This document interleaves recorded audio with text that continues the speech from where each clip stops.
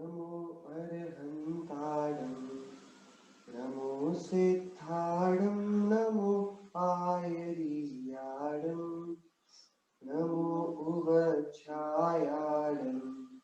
नमो योय सप्तसाहूरम् मंगलम भगवान वीरो मंगलम गौतमो गणी मंगलम कुंद कुंदात्यो जैन धर्मोस्तु मंगलम सर्वमंगल्य मांगल्यम सर्वकल्याणकारिकम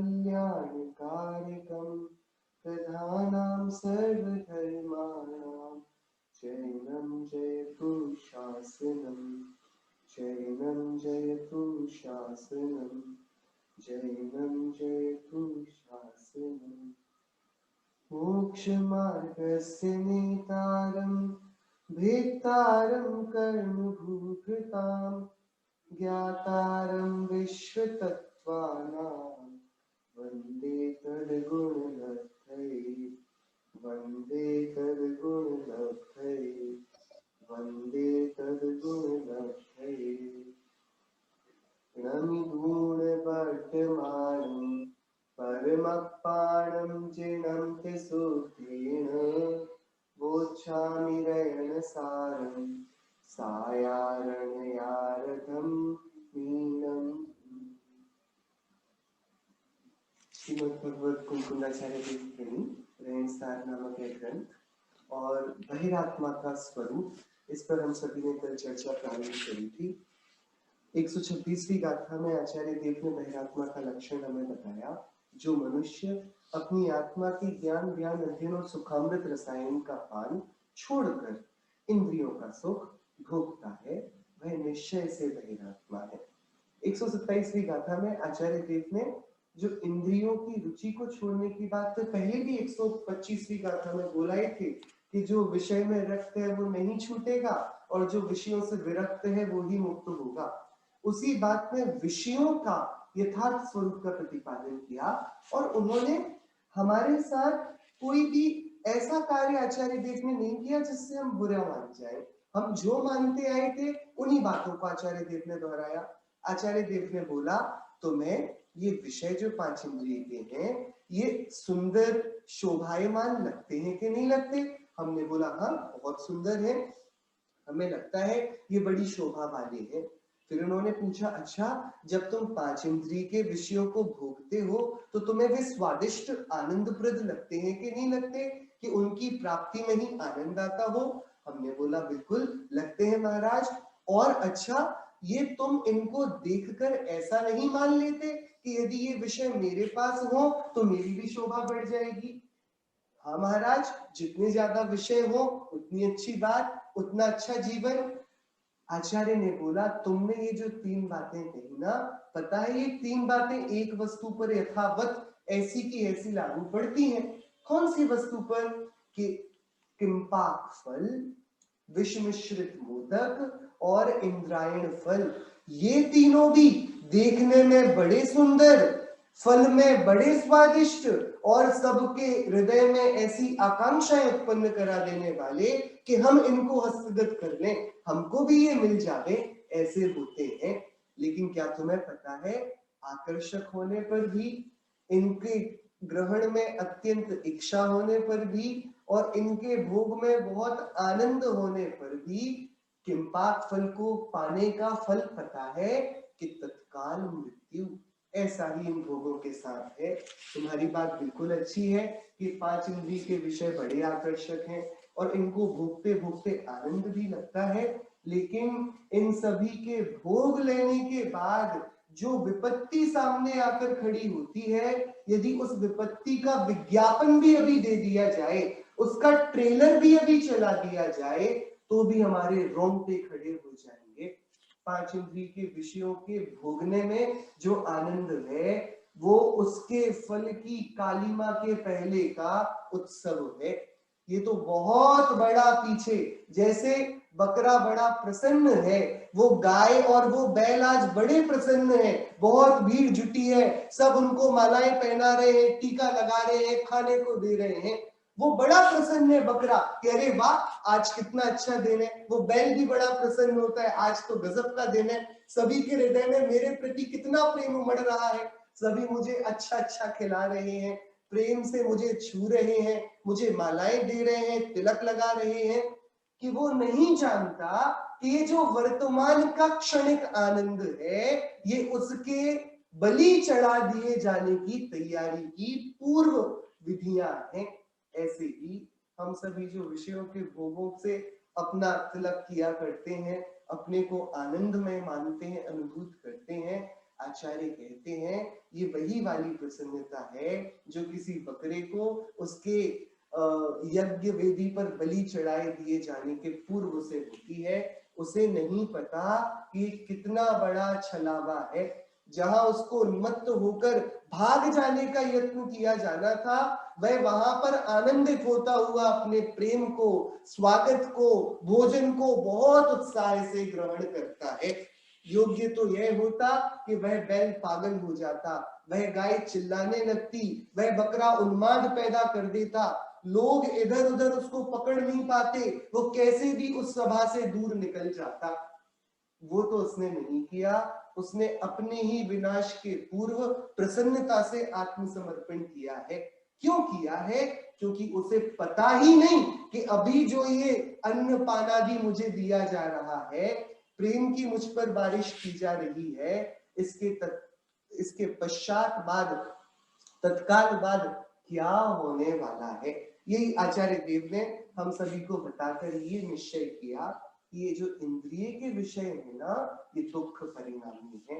हम किसी भी वस्तु को भोगें, ग्रहण करें, उसके पहले थोड़े ही समय के लिए, लेकिन अवश्य उसके बाद होने वाली विपत्ति के लिए अपने को मनोबल से तैयार करने, अपने को उसके लिए तैयारी में बनाए रखें। क्योंकि इंद्रिय विषयों को विष संज्ञा ही जिनागम में हमेशा सर्वत्र दी गई है। 128वीं गाथा में आचार्य देव ने इंद्रिय विषयों की अधीनता जो हमको प्राप्त है, उसमें जो हमारे क्या बोलेंगे, हमारी इस पूरी डकैती में, इस चोरी में हमारे पार्टनर इन क्राइम्स जो होते हैं, उन सब का नाम लिया। आचार्य ने बोला ये मनुष्य का शरीर, ये शरीर की स्त्री, इस शरीर की स्त्री और तुम्हारे उत्पन्न हुए पुत्र मित्रादि, इस शरीर के माता पिता जनक इत्यादि, ये सारी जितना भी परिकर परिवार, सगे संबंधी, मित्र, ये जितने भी सचेतन द्रव्य है ना, जो दिखते हैं तुमसे वार्तालाप करते हुए, तुम्हें प्रेरणा देते हुए, ये सारे के सारे जो द्रव्य हैं, सचेतन वस्तुएं हैं, परिवार है, मित्र है, इष्ट सगे संबंधी हैं, ये सभी, ये तुम जो इनमें ममत्व परिणाम करते हो, इनको अपना मानते हो और इनके ही बहाने पांच इंद्रिय के विषयों की सेवा किया करते हो, इनको प्रसन्न करने के लिए अपना व्यर्थ का निरर्थक प्रयत्न किया करते हो, यह जो वृत्ति है, ये वाली वृत्ति बहिरात्मा की परिचायिका है। जो मनुष्य शरीर, स्त्री, पुत्र, मित्र आदि विभाव भाव, चेतना, राग, द्वेष आदि आत्म स्वरूप को भाता है, आदि को आत्म स्वरूप रूप भाता है, वही बहिरात्मा होता है। जो मनुष्य शरीर को, ये जो शरीर प्राप्त है, जो जीता जागता दिखता है लेकिन है जड़ मुर्दा, इसको अपना मानता है, स्त्री, पुत्र, मित्र, विभाग आदि को अपना मानता है, राग द्वेष की परिणति को अपना मानता है और इन सभी के चक्कर में अपना पूरा जीवन जला देता है, ऐसा आदमी, ऐसा व्यक्ति बहिरात्मा होता है। आचार्य देव ने किस किस से बात करी? सबसे पहले पैरामीटर दिया, आत्मा के ज्ञान से रहित जो है वह बहिरात्मा है। अब उसकी दो कंडीशन बनेंगी, आत्मा के ज्ञान से रहित वाला इंद्रियों के सुखों को भोगने वाला है या नहीं भोगने वाला है। यदि इंद्रियों के सुखों को भोगने वाला है तो वह पांच इंद्रिय के विषय भोगों का लंपटी बना हुआ है। यदि नहीं भोगता है और आत्मा को भी नहीं जाता है तो बेचारा भोला है, पागल है कि ना यहाँ के सुख चाहिए उसको, ना आत्माधीन सुख चाहिए। और यदि कोई आत्मा के ज्ञान से सहित है और इंद्रिय के सुखों को भोगता है, तब भी क्योंकि आत्मज्ञ है तो भी वह अंतरात्मा है, पागल नहीं है। अस्थिरता के राग के कारण अभी समस्त विषय सामग्री का त्याग वह नहीं कर पाया है, लेकिन आत्मा का ज्ञान वह हमें अंतरात्मा और परमात्मा बनाता है। आत्मा के प्रति का ज्ञान हम सभी को बहिरात्मा बनाए रखता है। ये वाली बात करके आचार्य ने हमें सच्चा चित्रण किया विषयों का, पंच इंद्रियों के विषयों का, कि वे किंपाक फल, इंद्रायण फल, विषमिश्रित मोदक तुल्य हैं। और फिर उन्होंने हमको ये भी बता दिया कि हमारा जो हमारे पूरे परिकर के प्रति ममता का, एकत्व का, ममत्व का परिणाम है, ये भी हमारी बहिरात्म दशा को बताता है। 129वीं गाथा में जहां कल हमने चर्चा करी थी, उस वाली गाथा को आज हम वापस इसका पाठ करके चर्चा शुरू करते हैं। गाथा 129। इंद्रिय विषय सुहादिसु मूढ़मति रमदिन लहरि बच्चम बहु दुख मिदिन चिंतदी सोचेव हवेदि बहिरप्पा। अज्ञानी जी इंद्रिय विषयों के सुख में रम जाता है। ये इंद्रिय विषय बहुत दुखदाई है, ऐसा विचार नहीं करता, इसलिए वह तत्व को भी प्राप्त नहीं करता और बहिरात्मा बना रहता है। क्या वाली बात करी आचार्य देव ने? पिछली गाथाओं को एक धागे में बांध दिया। अज्ञानी जीव 5 इंद्रिय के विषय जो कैसे हैं, किंपाक फल के जैसे हैं, उनमें तो क्या कर जाता है, रम जाता है और ये भूल जाता है कि ये विष जैसे ही है, ये इंद्रिय विषय बहुत दुखदाई है, ये विचार नहीं करता। और क्योंकि अब वह उनमें रम गया है तो आत्मा की उसे कहां खैर खबर है, वह तत्व को, यथार्थ वस्तु स्वरूप को नहीं प्राप्त करता और इसलिए बहिरात्मा बना रहता है। 130वीं गाथा में आचार्य देव इसी को ही एक सूत्र में, सिद्धांत में पिरोएंगे। गाथा 130। जम जम अखाण सुहम तम तम दिव्यम करेदि बहु दुखम अपाण मिदिन चिंतदी सोचेव हवेदि बहिरप्पा। कितना एकदम सटीक स्पष्ट आचार्य कुंद कुंद देव का यह मंतव्य है। तीर्थंकरों के जो दिव्य ध्वनि में सिद्धांत प्रस्फुटित हुए हैं, उनकी कितनी सुंदर ये उद्घोषणा है, हम सभी के लिए कितना अच्छा वेकअप कॉल है। क्या बोल रहे हैं? जम जम अखाण सुहम तम तम तिव्वम करेदि बहु दुखम। जितने जितने इंद्रिय सुख हैं, जम जम अखाण, अक्ष, अक्ष यानी इंद्रियां, तो अखाण सुहम इंद्रियों के सुख, जम जम जितने जितने, जितने जितने इंद्रियों के सुख हैं, तम तम वे सभी, करेदि करते हैं, तिव्वम तीव्र, बहु दुखम बहुत प्रकार के दुखों को। 2 विशेषण लिए आचार्य देव ने। क्या 2 विशेषण लिए? जितने भी इंद्रिय सुख है ना, जितने जितने प्रकार के, जिस जिस प्रकार के संभव हो, वे सारे के सारे इंद्रिय सुख क्योंकि अलग अलग प्रकार के हैं, तो वे अलग अलग प्रकार के दुखों को करते हैं। कैसे दुखों को? कि तीव्र दुखों को। जो किंपाक फल वाली बात आचार्य देव ने करी, उसी को यहां पर उन्होंने सिद्धांत पर पिरो दिया। जम जम अखाण सुहम तम तम तिव्वम करेदि बहु दुखम। जो जो इंद्रियों के अधीन सुख है, इंद्रिय सुख है, वे इंद्रिय सुख नाना प्रकार के तीव्र दुखों को करते हैं, उतने उतने प्रकार के दुखों को करते हैं। बात गंभीर है। हम सभी जिन इंद्रियों के सुखों की प्राप्ति में अपना जीवन सफल मानने लगते हैं कि हाँ अच्छा हुआ, हमने कुछ जीवन में कमाया, बनाया, we did some hard work और हमारे पास देखो आज ये सब उसके फल में हमारी मेहनत की ये पूरा परिकर खड़ा हुआ है।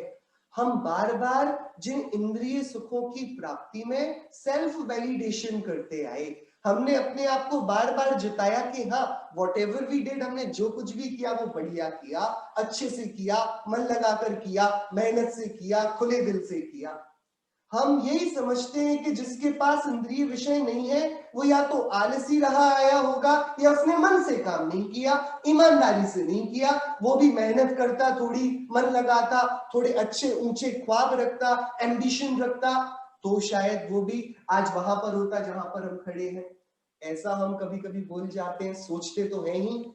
ये जो सोचना है ना, आचार्य देव बोल रहे हैं, तुम जिन जिन इंद्रिय सुखों को देखकर इतराते हो ना, तुम कल्पना कर लो उतने उतने प्रकार के विविध तीव्र दुखों का सृजन इन इंद्रियों के सुखों के प्रति जाती हुई तुम्हारी राग द्वेष रति अरति काम क्रोध की वृत्ति ने उनका सृजन कर दिया है, उनको बना दिया है।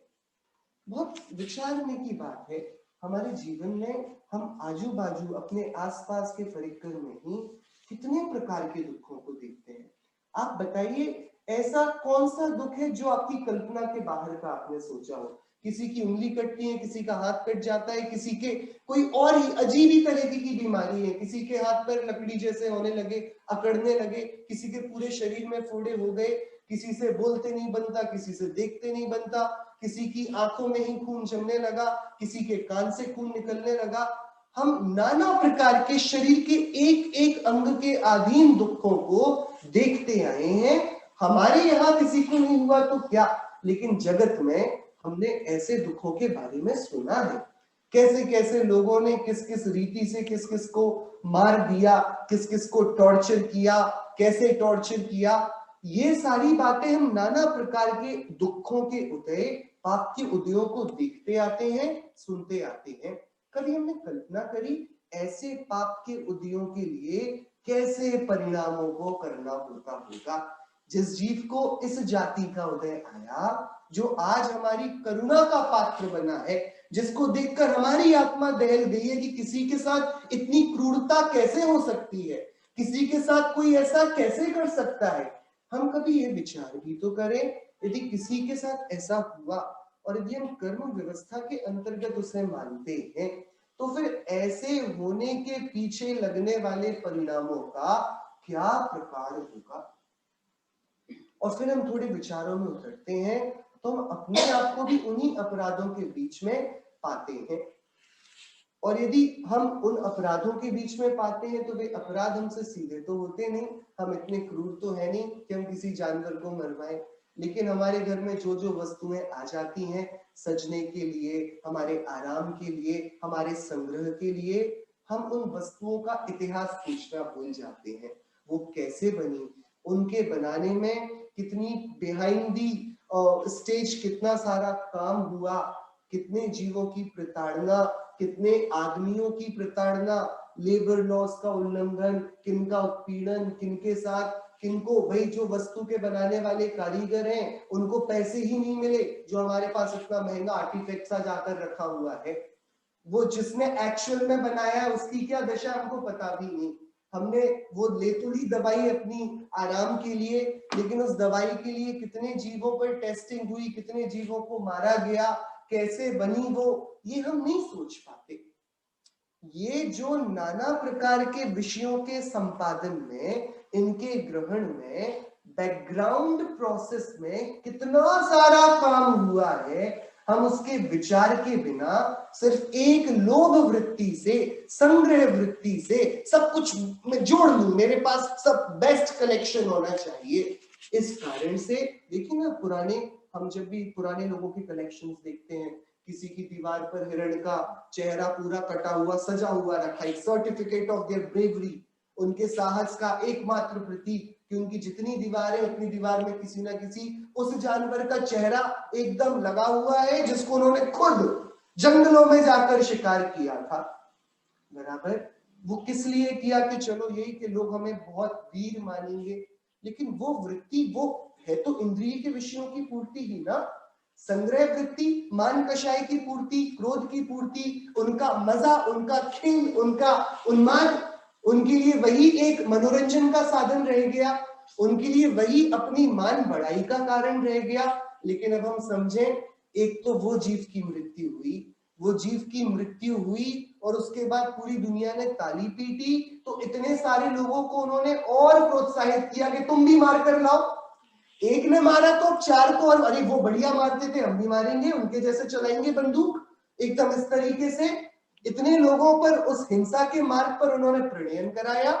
उसके बाद अब जितने लोग देखते हैं सो देखते होंगे चमड़े का ये स्वरूप है, प्रति समय उसमें निरंतर अनंत जीव उत्पन्न होते हैं। मरण के बाद भी जो मांस है ना, उसमें त्रस जीवों का, उसी जाति के जीवों का, उसी प्रकार के सूक्ष्म छोटे जीवों का निरंतर वो सही में मरघट ही बना रहता है। वही जीव जन्म लेते हैं, मरते जाते हैं। कितनी सारी हिंसा का संपादन किसी एक इंद्रिय के विषय की या एक कषाय की पूर्ति में हुआ। आचार्य देव यहाँ पर यही कह रहे हैं, सबसे पहले तो जैनी समस्त वस्तुओं को, परिग्रह को, आरंभ को विडंबना मानता है। उसको घुटन होती है, जितना ज्यादा जितना बड़ा ये अंबार होगा, ये संचय होगा हमारा, हमें उतने आरंभ की हिंसा करनी पड़ेगी, हमें उतना संरक्षण में योग उपयोग लगाना पड़ेगा, और हम उतने सारे जीवों के जन्म लेने में, उनके मरण में निमित्त बनते जाएंगे, जो एक बड़ी खतरनाक बात है।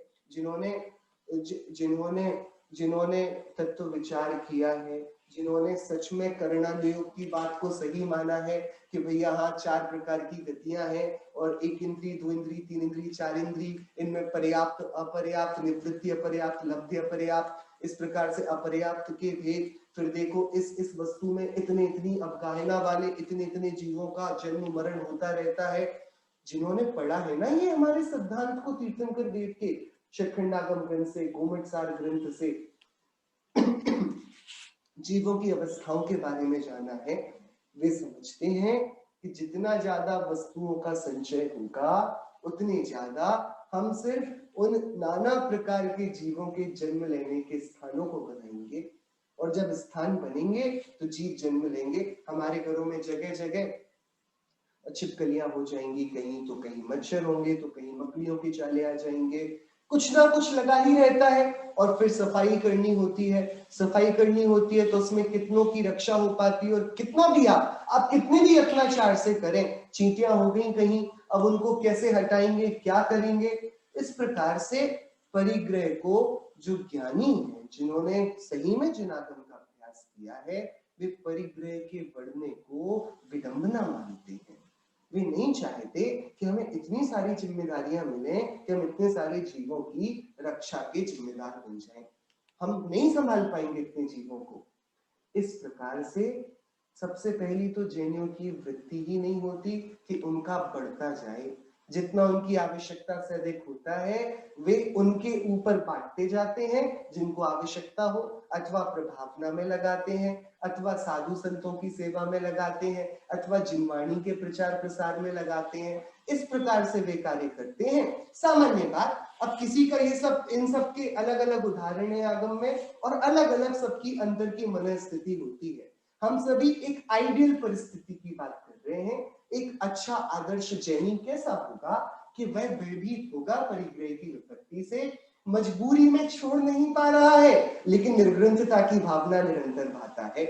रागोदय के कारण, अस्थिरता जन्य परिस्थितियों के कारण छोड़ने की भी तैयारी हो गई है। उसमें नहीं है अभी बल कि महाव्रतों को क्या अनुव्रतों को भी ग्रहण करे, लेकिन इसका यह अर्थ नहीं है कि वह जीवों के प्रति एकदम तीव्र द्वेष बुद्धि वाला, क्रूर हृदय वाला हो। वह बहुत कोमल हृदय वाला है और जीवों के प्रति पूरी संवेदना, पूरी दया रखता है, उनकी रक्षा में सदैव तैयार है। इस कारण सबसे पहली बात तो यह परिग्रह समस्त हिंसाओं का कारण होने से समस्त पापों में सबसे बड़ा पाप है। सारी हिंसाएं इस परिग्रह के अधीन है। परिग्रह मतलब पांच इंद्रियों के विषय, इनका होना। आचार्य कुंदेव यहाँ सिद्धांत देते हैं, सुनो, जितने जितने पांच इंद्रियों के विषय है ना सुख वाले, हाँ, वे उतने उतने प्रकार के तीव्र और बहु दुखों को, तीव्र दुखों को, विविध प्रकार के दुखों को देते हैं। प्रश्न एक आया है, देव पूजा, शास्त्र ज्ञान और गुरु उपासना भी तो सब इंद्रिय विषय हैं। इसलिए क्या ऐसा कहना कि आत्मानुभव के बिना देव शास्त्र गुरु संबंधित सब कार्य भी दुख का कारण है? देव शास्त्र गुरु संबंधित सब, देखिए जब हम इंद्रियों के विषयों की बात करते हैं ना, तो 5 इंद्रियां कौन कौन सी हैं? स्पर्शन, रसना, घ्राण, चक्षु, कर्म, ये 5 इंद्रिय। इनके विषयों में हम जब भी लेंगे उन वस्तुओं को लेंगे जो भोग विलास की वस्तुएं हैं, जो हमारे राग द्वेष, द्वेष तो नहीं, राग का वर्धन करके हमें सुख का भ्रम कराने वाली होती है। जैसे कि स्पर्शन का आरामदायक विश्राम का स्थल हमको मिल जाए, कोमल वस्त्र हमको मिल जाए, अच्छा बैठने का आसन, सिंहासन, ये सोफे, बेड, ये सब हमको मिले, स्पर्शन इंद्रियजन, एयर कंडीशनर हो हमारे लिए, हीटर्स हो विंटर्स में, ये सारे जो स्पर्शन इंद्रियजन है वो स्पर्शन इंद्रिय के विषय हैं। रसना इंद्रिय के स्वादिष्ट भोजन मिल जाए, शरबत मिले, जो जो हमें अच्छा लगता हो वही मिलता रहे, तीखा पसंद है तीखा, खट्टा पसंद है खट्टा, चटपटा पसंद है चटपटा, ये नाना प्रकार के विषय। घ्राण में सुगंध, जो भी सुगंध, अब किसी को कुछ एलर्जी हो, किसी को कोई आपको अच्छी लगती हो, दूसरे को वो अच्छी नहीं लगती हो, तो जो हमें अच्छी लगती है वो गंध, उसका मिल जाना और दुर्गंध ना मिले।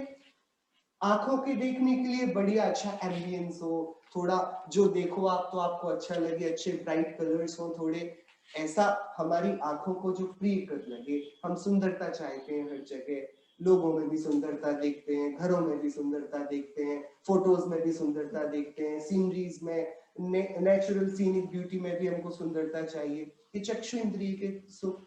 और कर्ण, अच्छा शब्द, संगीत, हमारी प्रशंसा के शब्द, ये सब सुनने की जो बातें, ये 5 इंद्रिय के विषय। देवशास्त्र गुरु क्या है ना, कोई भी जीव देवशास्त्र गुरु का अवलंबन इंद्रिय सुखों के लिए ले तो भैया उसको तो पता ही नहीं है कि देव और गुरु और शास्त्र कौन है। देवशास्त्र गुरु तो 5 इंद्रियों के विषयों का अवलंबन छुड़ाने वाले हैं। वे राग, उनके प्रति का राग, राग का विरोधी है ना। क्या देवशास्त्र गुरु के प्रति का राग, राग के वर्धन के लिए नहीं, वीतरागता के वर्धन के लिए है। तो हम यहाँ पर उनको वैसे विषयों में नहीं ले सकते जैसे कि हम 5 इंद्रिय के विषय भोगों को लेते हैं। वे इंद्रिय के विषय हैं, मतलब कि हम उनका इंद्रिय ज्ञान से अवलंबन लेते हैं। जिनवाणी इंद्रिय विषय है, मतलब जिनवाणी को पढ़कर हम राग आदि का पोषण नहीं करते, जैसे हम कॉमिक्स को पढ़कर, नॉवेल्स को पढ़कर करते हैं। तो चक्षु इंद्रिय का विषय जैसे नॉवेल्स है, कॉमिक्स है, वीडियोस है, ऐसे जिनवाणी नहीं है, ये पीडीएफ, ये पीपीटीज नहीं है जिन वचन वाली। तो एक चक्षु इंद्रिय का विषय ऐसी नहीं है, क्योंकि हम इससे इंद्रिय के विषय से सुखी नहीं होना चाहते, वो तो हम इंद्रियों की पराधीनता को छुटाने के लिए करते हैं। ऐसे ही देव का मंदिर, देव का दर्शन, वीतरागी भगवान की प्रतिमा हम चक्षु इंद्रिय से देखते हैं, स्पर्शन से उसके हाथ स्पर्श, हम उनके चरण स्पर्श करते हैं, प्रक्षाल आदि करते हैं। ये वो वाले विषय नहीं है जो स्पर्शन और चक्षु इंद्रिय के विषय होते हैं। ये तो परम तत्व है, इनके प्रति का राग, राग की समस्त संतति का विनाशक है। तो इनको इंद्रिय विषय कब कहेंगे? कि जब आत्मा का आलंबन लेना हो ना, तब अरे तुम कहां बाहर देखते हो, नहीं वीतरागी देव को भी क्यों देखते हो, अंदर बैठा है ना, वे जिसको देखते हैं उसको देखो। जब हमें निर्विकल्प आत्मा के पास ले जाना हो, जब हम सारी चिंताओं को समेटकर एक तरफ रख दें और निर्विकल्प अपने स्वरूप की विचार में बैठें, तब तो वे देव शास्त्र गुरु इंद्रिय के विषय बन जाएंगे और हम अतीन्द्रिय स्वभाव की उपासना करेंगे।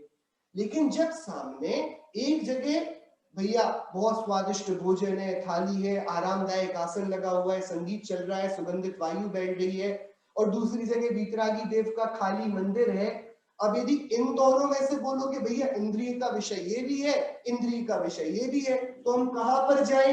कि यहाँ पर विकल्प ही नहीं है, देवता के पास जाना है।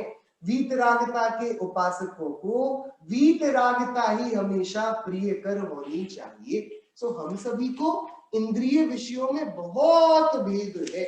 हम जिन इंद्रिय विषयों की यहाँ बात कर रहे हैं, जो दुखों का संपादन करने वाले हैं, वो कौन से?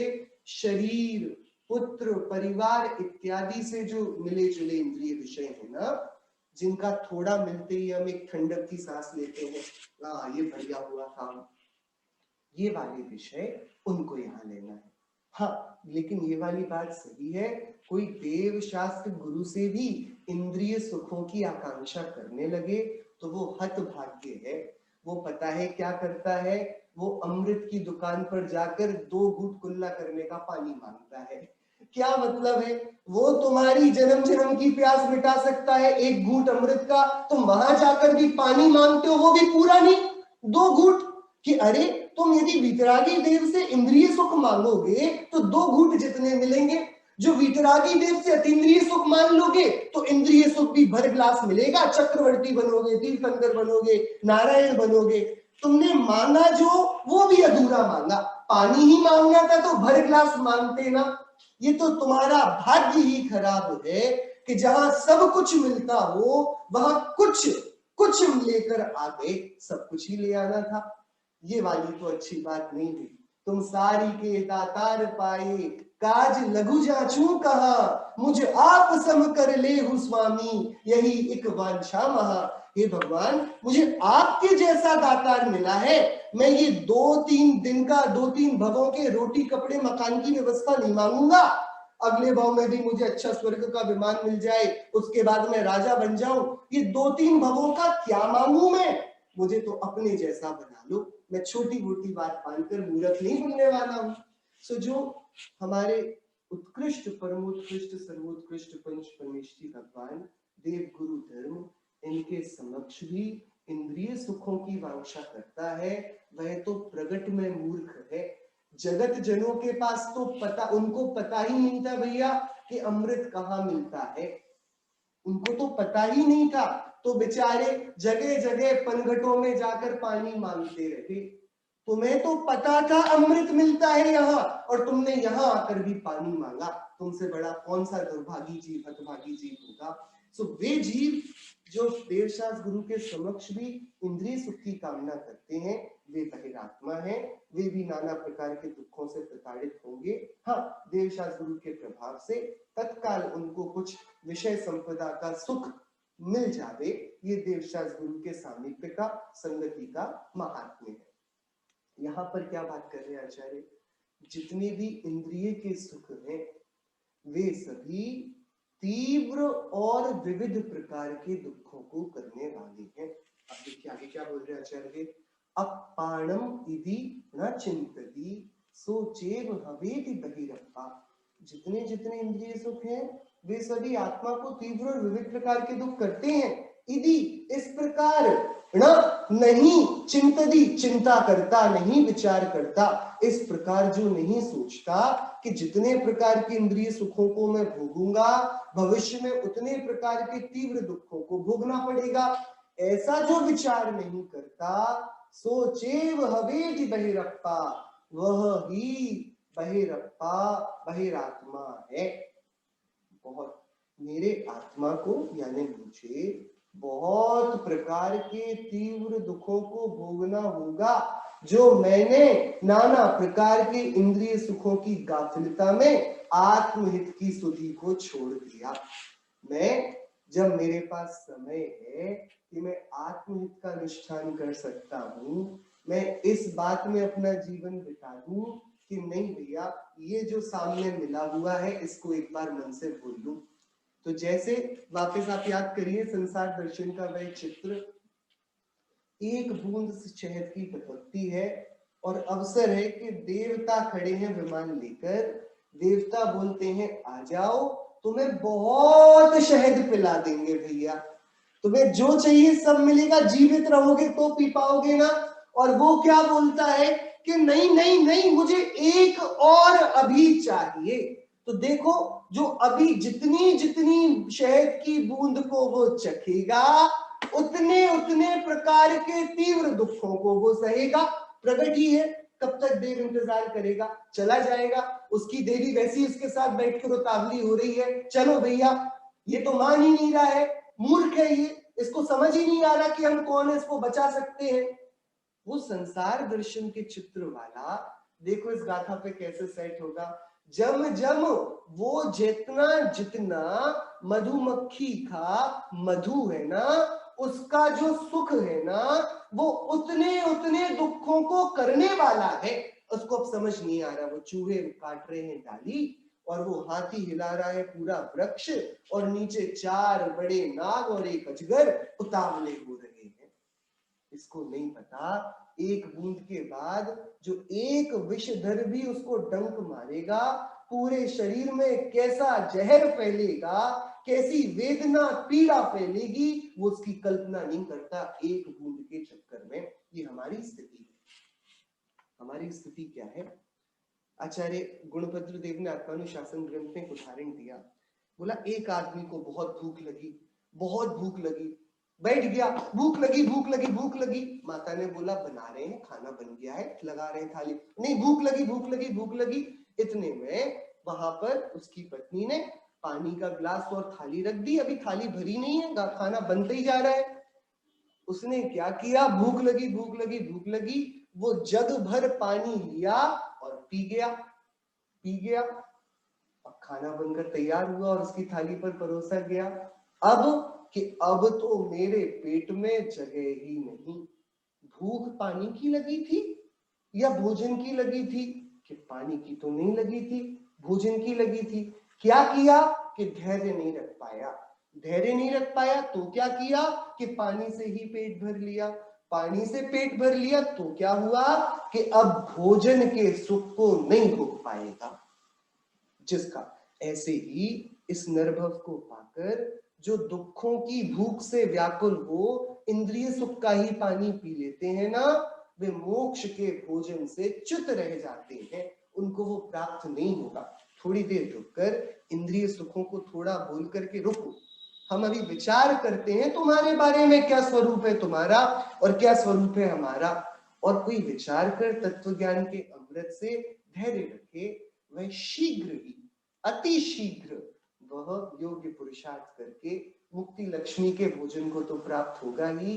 और नहीं भी हुआ अभी तत्काल इस भव में, तो अगले भव में तो भैया देवगति में क्या करना है बताओ?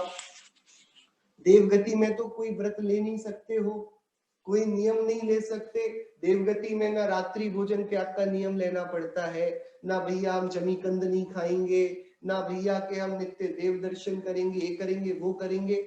ये सारे नियमों की आवश्यकता ही नहीं। वो तो आराम का सब पहले से ही फिक्स शेड्यूल है। अपने आप कंठ से अमृत झरता है, अपने आप इंद्र बोल देता है इधर जाना है उधर जाना है, यहाँ के दर्शनों को वहां के दर्शनों को, वहां सब तो पहले से ही पता है। तुम वहां पर तो कुछ भी मन से नहीं करना पड़ेगा ना। तो जो संयम का अवसर यहाँ पर मिला है भोगने के लिए, तो देवत्व है ना अगले भव में। तुम इस भव में संयम को जो छोटा सा अवसर है उसका प्रयत्न करो। ये बोल रहे आचार्य देव, हमारा सबसे बड़ा शत्रु बाहर में और कोई नहीं, हमारे ही हृदय में विषयों के प्रति रुचि है, विषयों की अभिलाषा है। हम अपने हृदय को ये समझाकर विषयों से उन्मुक्त, विषयों के विमुख कर सकते हैं कि हम जितने विषयों की समीपता करेंगे ना, हम उतना दुखी होंगे। बच्चे जब टॉफी खाने से उनका मन नहीं मानता, तो फिर कैसे बड़े लोग बोलते मुंह में कीड़े लग जाएंगे, सारे दांत गिर जाएंगे, तुम कैसे लगने लगोगे, फिर अच्छा नहीं लगेगा, पेट में चिन्हुने काटेंगे, क्या करोगे? इस प्रकार बच्चों को बोलते हैं ना। बच्चा बोलता है इतनी टेस्टी टॉफी है, आप इसके इतने अवगुण क्यों दिखाते हो? कि तुम्हें छुड़ाने के लिए। ऐसे ही श्री गुरु कहते हैं सुनो, तुम ये विषयों को भोगोगे, तुम्हारे भी पेट में कीड़े पड़ जाएंगे, तुम्हारे भी दांत टूट जाएंगे, सब सड़के गिर जाएगा। मतलब क्या है?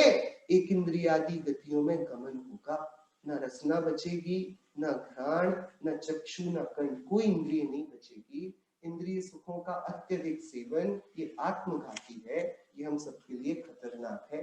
बहिरात्मा ऐसा करता है।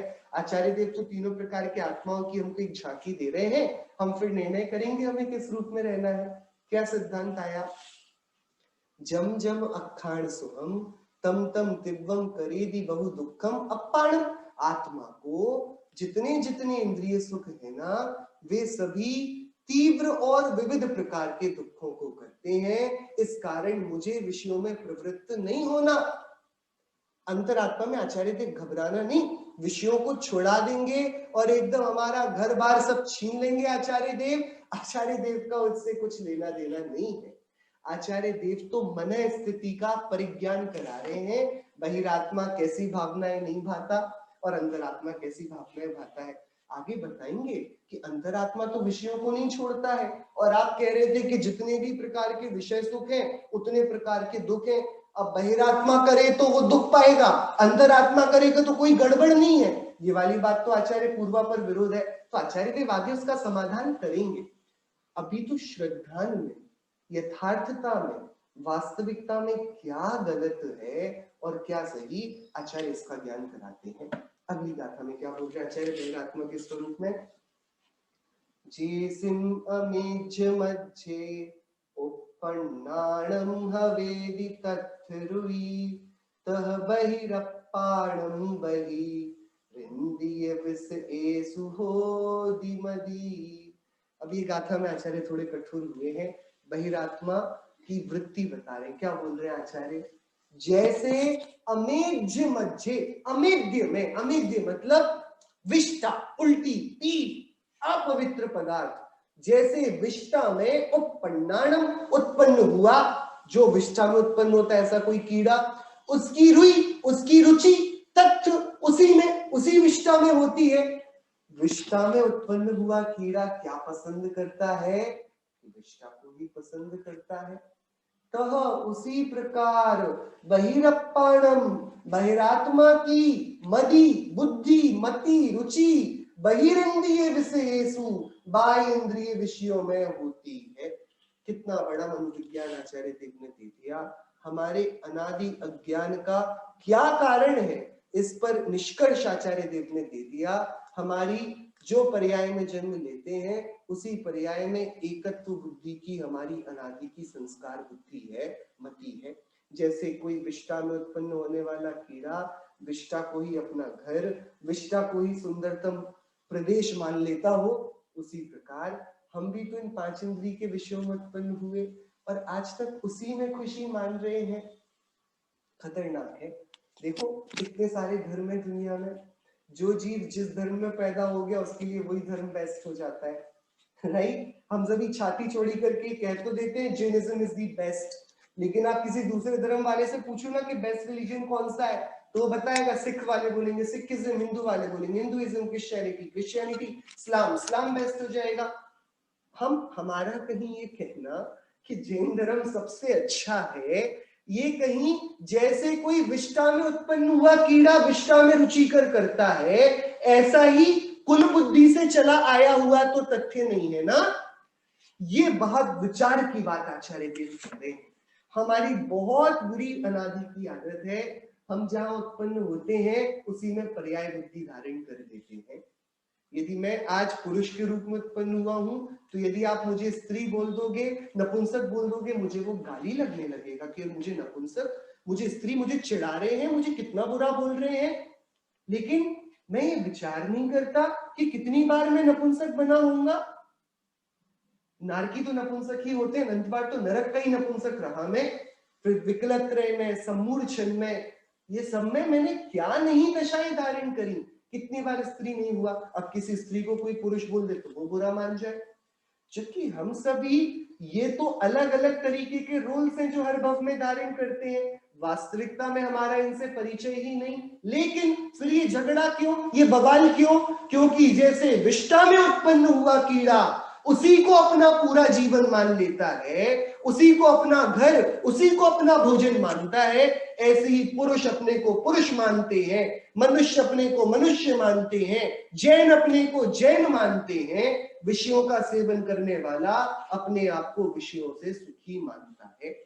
हमने बुद्धि से कुछ नहीं किया, जो जन्म से और संस्कार से देखा हमने उसी को ही यथार्थ मान लिया, उसी को जीवन मान लिया। और ये अविचारता, ये विचार शून्यता, ये हमारा बहिरात्मपना दर्शाता है।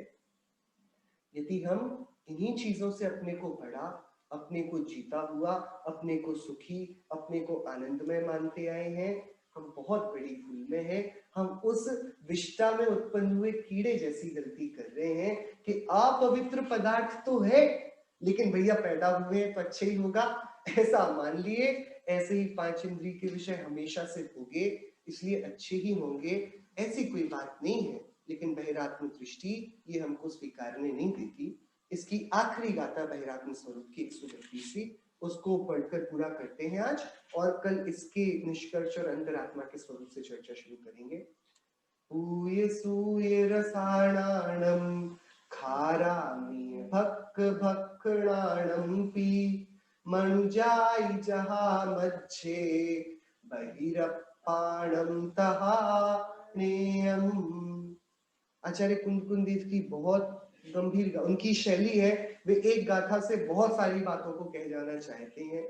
इसमें जो उन्होंने मनुष्यों के स्वरूप का प्रतिपादन किया है, हमारी वृत्तियों पर कटाक्ष किया है, वो देखने जैसा है।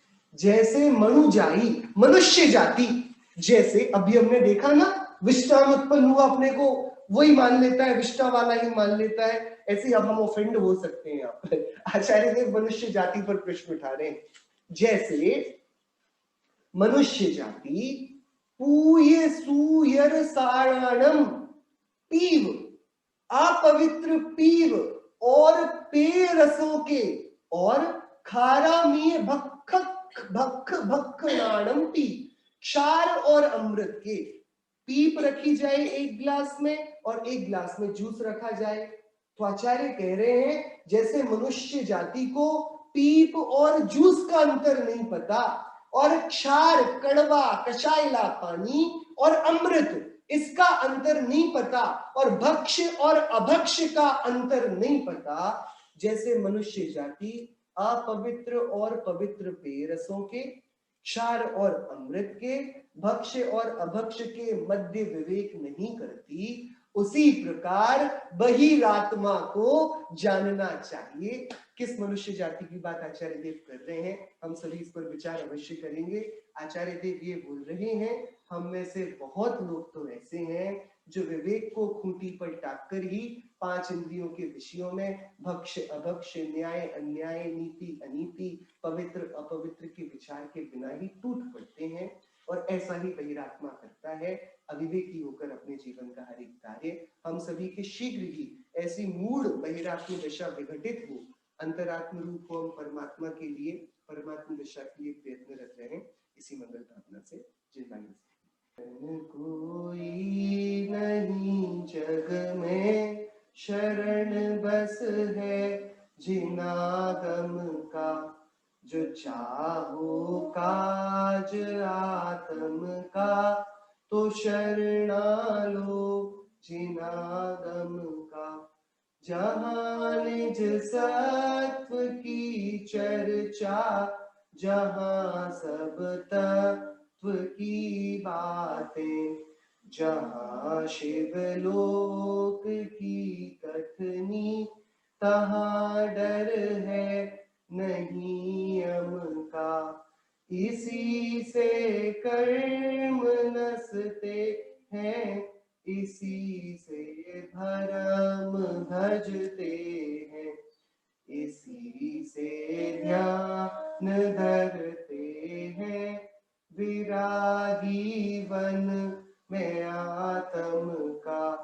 भला यह दाव पाया है जिनागम हाथ आया है, अब आगे दूर क्यों भागो भला अवसर समागम का। शरण कोई नहीं जग में शरण बस है जिनागम का, जो चाहो काज आत्म का तो शरणा लो जिनागम का।